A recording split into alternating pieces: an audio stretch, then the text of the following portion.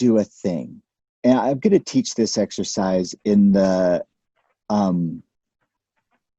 through theater.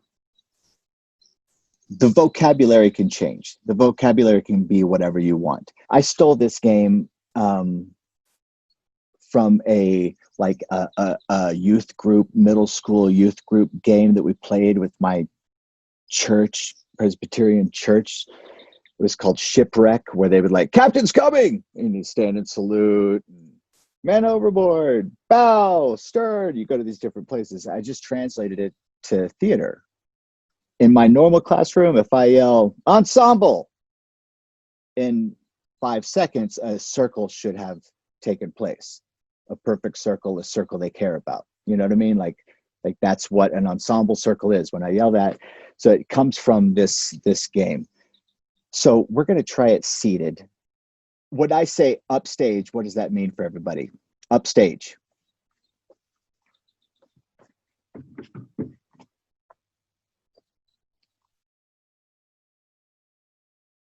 Cool. And downstage.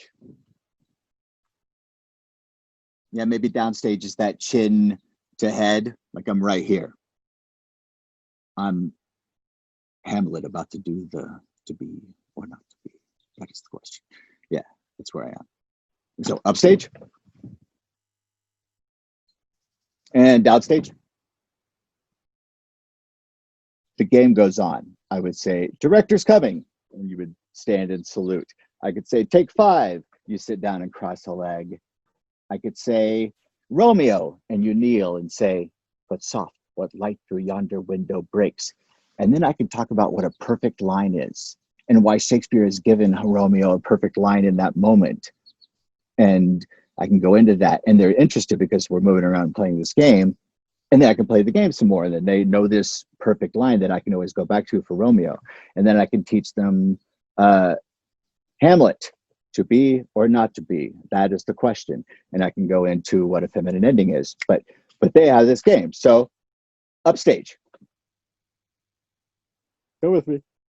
And downstage. And stage right. Stage left. Director's coming. Romeo. What soft, what light through yonder window breaks. That's a perfect line. Cool.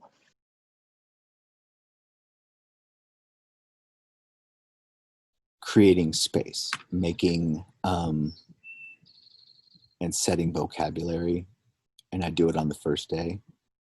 You play Shipwreck, but you build in vocabulary. Right. If I'm in a theater classroom, I'm going to build in curtain call, and they all have to walk down stage and bow together. I did it in a Zoom screen too. They all had to, if I'm doing a show with them, all these little screens, they're all going to come down.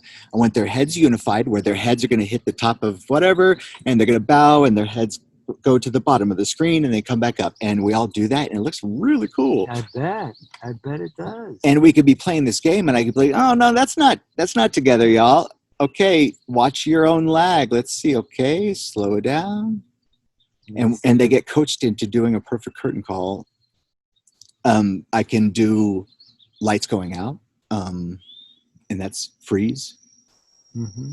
And I say, why would that be true at a theater? What do you do in a theater when a stage manager or a lighting designer says lights going out? Well, you stop. You don't want to bump into an expensive set piece or walk off the stage. Nope. So like I do a series, and then I'm able to go into Shakespeare lines that are examples of different bits of scansion. I can go into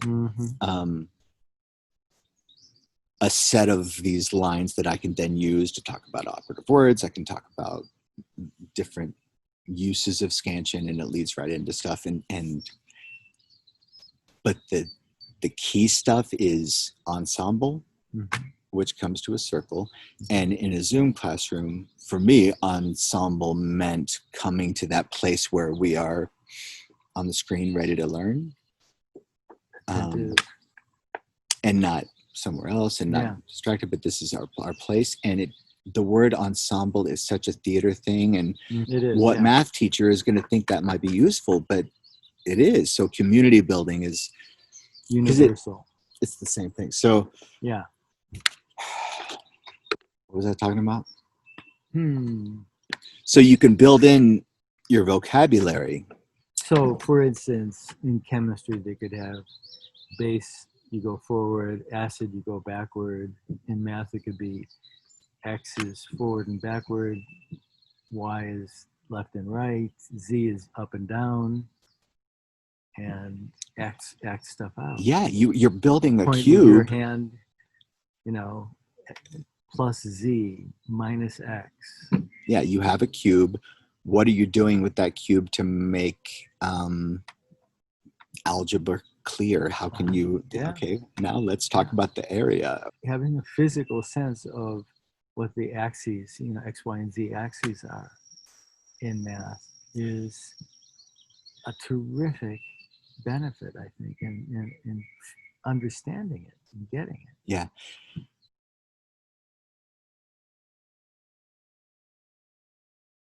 From an early age, I have known, because I ingested the information, I have known that the left side of the boat is port and the right side is starboard, and it is ingested because I played this game and I had to know it was in my body. Yeah.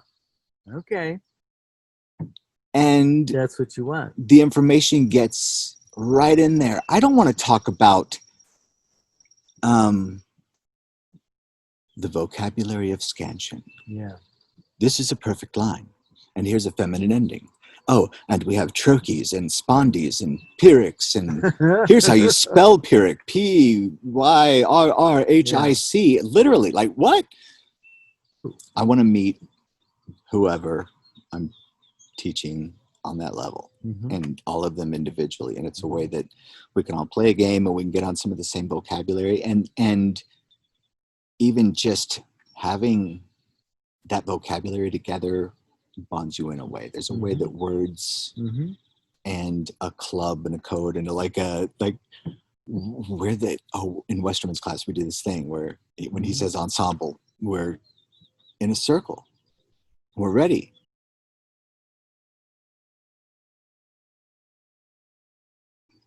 "20 years ago, I taught kindergartners, 5 and 6-year-olds at Apple Tree Theater in a class called Broadway Babies. It was the cutest class. Oh my God, it was amazing. But I played it with them, and that's how upstage. And they would run upstage, downstage, stage right, stage left. And they love it. And I could say can. And they would put their arms around each other and go da da da da da da da. Oh my God. And it was just so precious. And then that was the final performance. Yeah. We played a game of stage wreck in front of their parents, and it was the cutest thing in the world. Oh man, I can only imagine.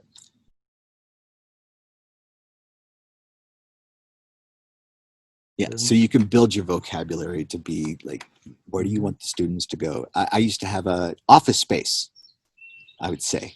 It could be anything. I just made an office space, and that meant they went to a place in the room that could be theirs. And I would say office space is something where it's not upstage of the playing space where we might be rehearsing something, where I can be looking at a scene. I don't want to be looking behind them at distracting people and doing whatever. So they could be on the side, they can be in the audience beside me, I'm in the middle. I can see everybody in the room, I can see the door.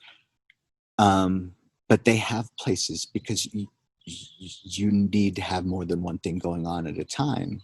And sometimes you need to have that individual focus on a group or on a scene or on a monologue, while giving everybody else a chance to memorize. That the way it doesn't become homework, and that way it actually get done. And there's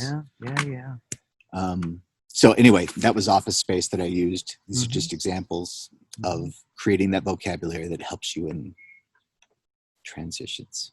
It's the opposite of driving curriculum down their throats. It's you use something like office space or the vocabulary to engage them in mastering a task together, a colligative task. that they can only do as a group, and they can either do it well or badly, and they focus each other's attention to doing it well. We're in this together, and if somebody's messing up, they'll draw each other in. They'll draw each other, make each other better at what they're doing, and that's a sense of connection that starts to feel like a really good basketball team that knows I can pass over there because I know where everybody is on my team, and it's like it becomes its own entity. A well-oiled machine. Yeah. And you want your ensemble. There's an exercise I do in a physical theater actor training classroom that Jack Young did with me in the journeyman training program I did at the Warehouse Theater in Greenville, South Carolina, right out of college. It's called the circle run.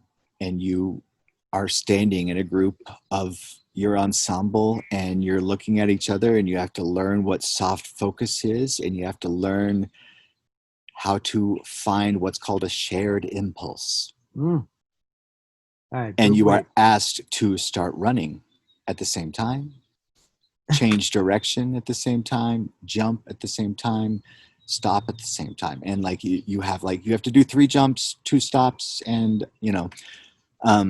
one change of direction and go. And they have to run until they figure it out together. We were running and running and running, and you're like, oh. And at the beginning it was really hard, and you figure out people are leading and people are whatever, or way behind, but as you start to do it, and we would come back to it, we were conditioned, first of all, but we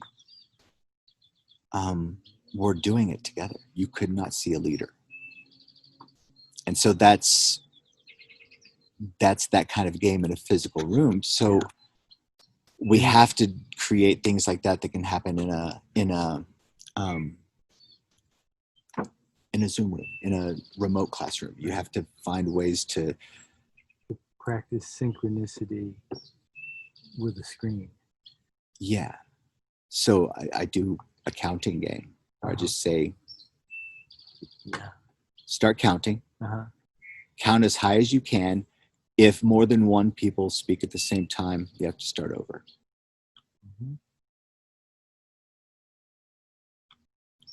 It works in a room and it works in a Zoom room too. But you have to listen even harder. And the first day I did it with the DePaul students, they got to 6 or 7. And we came back to it on the last day, and they got to like 63. Oh my God. That's incredible. Yeah.